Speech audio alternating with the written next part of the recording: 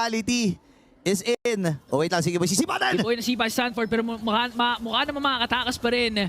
Sinusukap niya yung damage. Nakapag-final slash pa nga sa tatlo. Pumasok na si Oheb. Hindi pa kinakasay Zaman for shocking pulse there.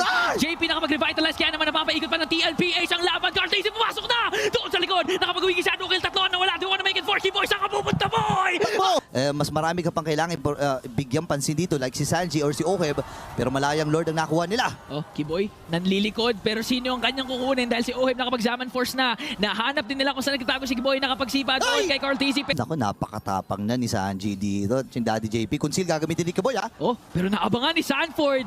Feeding off the AOG pero makakatakas pa rin ng Onyx ID. Ngayon nagamit na yung Zaman Force. Pumasok na nga si Carl TZ. Gagamitin niya ang Wiki Shadow Kill at ang bit-bit si Kiboy na wala bigla sa mama sa kamay ni Oheb. Hindi pa nga tatapos dito si Sanford.